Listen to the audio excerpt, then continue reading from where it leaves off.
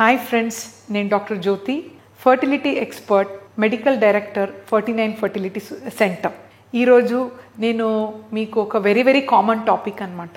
చాలామంది మన పేషెంట్స్ ఈరోజు మార్నింగే ఒక కపుల్ని చూసాము. సో వాళ్ళ ప్రాబ్లమ్స్ చెప్పేటప్పుడు రెస్ట్ గురించి చాలామంది అపోహలు ఉన్నాయి అన్నమాట. అంటే rest when is it required? మన ఫర్టిలిటీలో ఈధర్ న్యాచురల్గా ప్రెగ్నెన్సీ అయ్యేటప్పుడు రెస్ట్ అవసరమా, లేదంటే ఫర్టిలిటీ ట్రీట్మెంట్ తీసుకున్నట్టు ఏ స్టేజ్లో రెస్ట్ అవసరమో దీని గురించి నేను చెప్తాను. ఇప్పుడు వచ్చిన కపుల్స్ వాళ్ళ స్టోరీ ఏంటి అంటే, వాళ్ళ పక్కన ఇంట్లో ఐవీఎఫ్ ట్రీట్మెంట్ అయింది, తనకి 6th month అనమాట. వాళ్ళని చూసి మోటివేట్ అయ్యి వీళ్ళు 17 years మ్యారేజ్ అయ్యి వీళ్ళు వచ్చారు అనమాట. వాళ్ళ మెయిన్ క్వశ్చన్ ఏంటంటే, నేను ఎక్కువ రిస్క్ తీసుకోవాలి మేడం అని. సో ఐ ఆస్క్ దెమ్, ఎందుకమ్మా రెస్ట్ ఏం అవసరం లేదు కదంటే, లేదు ఐవీఎఫ్ మా పక్కన వాళ్ళు ఇలా పండుకుంటున్నారు 5 months నుంచి, అస్సలు కదలట్లేదు, పైకి వెళ్ళట్లేదు, కింద దిగట్లేదు అంటే ఐ వాజ్ రియలీ సర్ప్రైజ్డ్ అనమాట. సో ఎంతోమంది కపుల్స్ ఐవీఎఫ్ తీసుకుంటే లేదంటే ఫర్టిలిటీ ట్రీట్మెంట్ తీసుకుంటే చాలా రెస్ట్ తీసుకోవాలి అని అంటారు. That is not at all true అండి.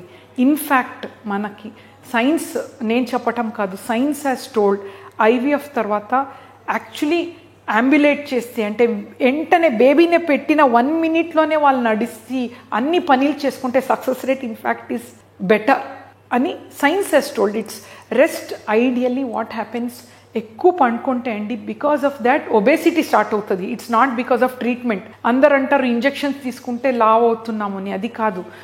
లేడీస్ ఏం చేస్తారు, నేను ట్రీట్మెంట్ తీసుకుంటున్నా అని they all the time they sleep.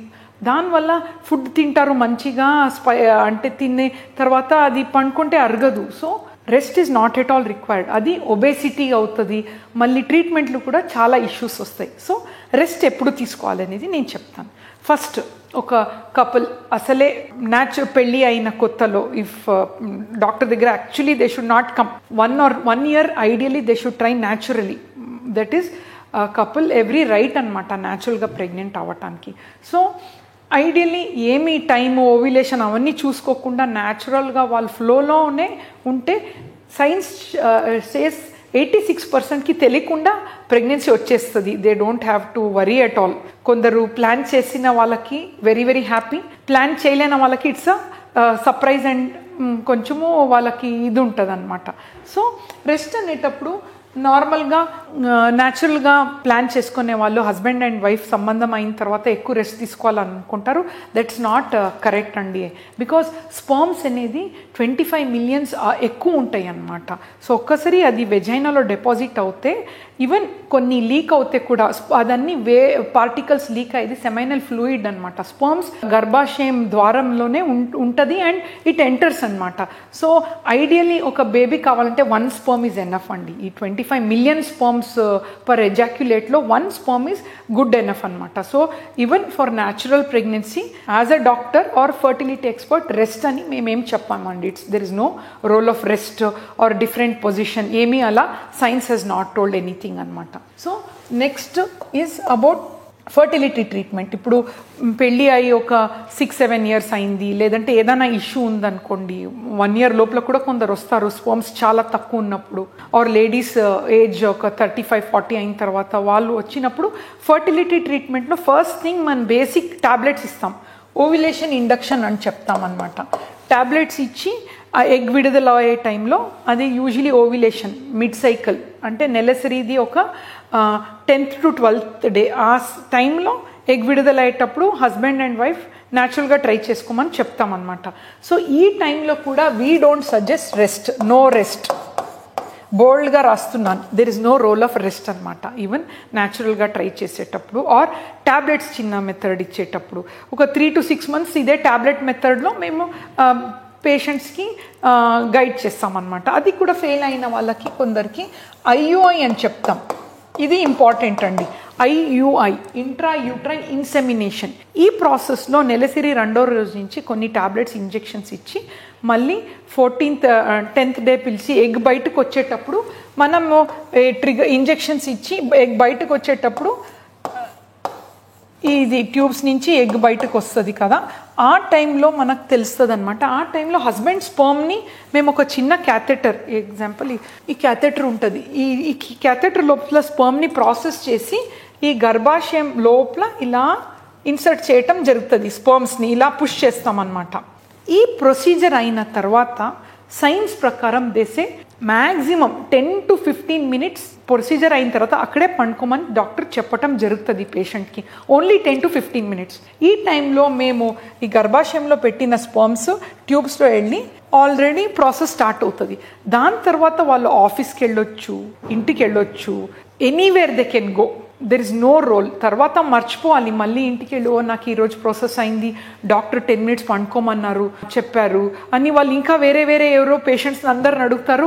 Half knowledge is dangerous అని చెప్తాం. కొందరు నో చాలా రెస్ట్ తీసుకోవాలంటే they go home and sleep 15 days పండుకుంటారు. వీఆర్ వరీడ్ మేము ఎంత చెప్తే కూడా. So I thought today I should give a correct what is science, what is truth అనేది నేను చెప్పాలని అనుకున్నా. ఐయుఐ తర్వాత కూడా ఓన్లీ 10 minutes అండి. దాని తర్వాత there is no role of rest అనమాట. మళ్ళీ 15 days తర్వాత మేము కొన్ని టాబ్లెట్ ఇస్తాము, ప్రెగ్నెన్సీ ఉందా లేదా అని చెప్పటం జరుగుతుంది. So IUI. నెక్స్ట్ ఐవీఎఫ్ ప్రాసెస్లో అగైన్ ఈ ప్రాసెస్లో డైలీ ఇంజెక్షన్స్ తీసుకుంటారు. 2nd day నుంచి లేడీస్ డైలీ ఇంజెక్షన్స్ తీసుకుంటారు. 10th or 12th day egg pickup జరుగుతుంది. అండాశయం నుంచి ఎగ్ తీస్తామన్నమాట. ఆ రోజు ఈ 10 daysలో రోల్ ఆఫ్ రెస్ట్ లేనే లేదు. దే డోంట్ యాక్చువల్లీ ఇన్ఫ్యాక్ట్ ఎక్కువ పండుకోకూడదు. మనకి ఈ ట్రీట్మెంట్ చేసేటప్పుడు మామూలుగా వాళ్ళు అన్ని యాక్టివిటీస్ చేస్తూ ఉండాలి అన్నమాట. సో ఎగ్ విడుదలైన తర్వాత 36 hours ఎగ్ పికప్ చేస్తాము ట్రిగర్ ఇచ్చిన తర్వాత. ఆ రోజు చిన్న మత్తి ఇస్తామన్నమాట పేషెంట్ పెయిన్ కాకూడదు అని. ఆ మత్తి ఇచ్చేటప్పుడు ఎనీ అదర్ ప్రొసీజర్ లెక్క ఆ రోజు కొంచెం మనము పేషెంట్ సెడేషన్లో ఉంటుంది కాబట్టి జాగ్రత్తగా ఉండు అని చెప్పి ఆ ఒక రోజు చెప్తాము కొంచెం రెస్ట్ తీసుకోవాలన్నది. Only on egg pickup day. తర్వాత మనము ఎంబ్రియో పెట్టేటప్పుడు ఇది నెక్స్ట్ బేబీని పెడతాం కదా, అది ఈదర్ ఫ్రెష్ ట్రాన్స్ఫరా లేదంటే ఫ్రోజన్ ట్రాన్స్ఫర్లో బేబీని పెట్టే తర్వాత చాలామంది కదలరు. మేము ఎంత పేషెంట్స్కి చెప్తే కూడా బేబీని కూడా ఎలా పెడతామంటే ఈ గర్భాశయంలో ఐవీఎఫ్ క్యాథెటర్ అని ఉంటుంది, సేమ్ ఐయుఐ చేసే టైపే. ఇక్కడ ఇప్పుడు మనము స్పర్మ్స్ ఉండదు, ఐయుఐలో హస్బెండ్ స్పర్మ్ ఉంటుంది. బట్ ఐవీఎఫ్ ఎంబ్రియో ట్రాన్స్ఫర్ అంటాం కదా, ఎంబ్రియో అంటే బేబీ. ఆ బేబీని చిన్నగా ఈ క్యాథెటర్లో లోడ్ చేసుకోవటం జరుగుతుంది అనమాట. ఆ క్యాథెటర్ తీసుకొని ఇలా మనం ఎంబ్రియోస్ని కరెక్ట్గా మిడ్ పొజిషన్, అది పాయింట్ ఆఫ్ ఇంప్లాంటేషన్ అంటారు, ఇక్కడ కరెక్ట్గా ఇన్సర్ట్ చేయటం జరుగుతుంది. సో ఈ బేబీ ఇక్కడ పాయింట్ ఆఫ్ ఇంప్లాంటేషన్లో పెట్టిన తర్వాత science what it says is, ఇక్కడ మీకు చూపిస్తే ఈ ఎండోమెట్రియం అనేది ఇలా గ్రూవ్గా ఉంటుందండి, ఇలా ఉంటుంది ఎండోమెట్రియంలో డిమార్కేషన్ ఉంటాయి. సో మేము బేబీని ఇక్కడ పెడితే అది ఇమీడియట్గా ఇట్ గోస్ అన్నట్టు. సో మళ్ళీ పేషెంట్ నార్మల్గా వెంటనే 1 minute కూడా స్టాండ్ చేయొచ్చు. అసలు ఐయుఐకి మేము 10 minutes రెస్ట్ అంటాము, బట్ ఐవీఎఫ్కి not even 1 minute rest. Science has told ఇమీడియట్గా వాళ్ళు వెళ్ళొచ్చు, ఇంటికి వెళ్ళిపోవచ్చు. There is no role of rest at all బేబీని పెట్టిన తర్వాత. ఇది గ్లోబల్గా అందరు ఫాలో అవుతారండి. యూకే యూఎస్లో అయితే వీల్ చైర్ ఏమీ ఉండదు. ఇంకా పేషెంట్ని బేబీని పెట్టి వెంటనే they will tell them to go walking. So embryo ట్రాన్స్ఫర్కి రోల్ ఆఫ్ రెస్ట్ అని science has proved beyond doubt. ఎన్నో 1 lakh ఆఫ్ లేడీస్కి రెస్ట్ ఇచ్చి చూశారు, 1 lakh ఆఫ్ లేడీస్ రెస్ట్ ఇవ్వకుండా చూస్తే రెస్ట్ లేని వాళ్ళకి కొంచెం సక్సెస్ లిటిల్ బెటర్ ఉంది. But what end of the story is role of rest is not there embryo transfer చేసిన తర్వాత. మేము ఎంత చెప్తే కూడా పేషెంట్కి it is a very important day. Because what happens is ఓ బేబీని పెట్టారు, నేను కొంచెం రెస్ట్ తీసుకోవాలి అని. మోర్ దెన్ ఫిజికల్ రెస్ట్ అండి, I think psychological rest is very important. Anxious ఎక్కువ ఉండకూడదు. వీ డోంట్ నో, బికాజ్ ఈ యాంగ్జైటీ వల్ల బాడీలో నానా రకాల హార్మోన్స్ రిలీజ్ అవుతాయి. మనకు తెలుసు, కోపం వచ్చినప్పుడు స్వెట్టింగ్ అవుతాయి, చాలా మనకి ఒకలాగా ఉంటాం. సో ఈ అన్నీ ఇన్ఫ్యాక్ట్ తర్వాత ఐ ఆల్వేస్ ఫీల్ ఈ ఎంబ్రియో పెట్టిన తర్వాత I talk to patients and they should understand అది important time. They should be very relaxed అనమాట. That is more important. Physical rest కాదు, mentally they should be very peaceful. That's what I feel personally. That's the way it is. So ఈ procedure అయిన తర్వాత వెంటనే next day they should do all their activities. బయటకు వెళ్ళొచ్చు, పనులు చేసుకోవచ్చు, job మనం మానేయకూడదు, రెగ్యులర్గా జాబ్ చేసుకోవచ్చు. సో ఇప్పుడు రెస్ట్ ఎప్పుడు అని చెప్తాను. యూజువలీ రెస్ట్ ఎప్పుడు మేము చెప్తామంటే బేబీ పెట్టిన తర్వాత కొందరికి ఒక 4-5 days 6 days తర్వాత కొంచెం స్పాటింగ్ కనిపిస్తుంది, ఎర్రబట్ట కనిపిస్తుంది. వాళ్ళకి ఎర్రబట్ట అవుతుంది అన్నప్పుడు వీ టెల్ దెమ్ ఇమీడియట్గా హాస్పిటల్కి రండి. దెన్ కొంచెం బ్లీడింగ్ ఉన్నప్పుడు వీల్ టెల్ దెమ్ రెస్ట్ తీసుకోవాలి అని. Because bleeding is one symptom.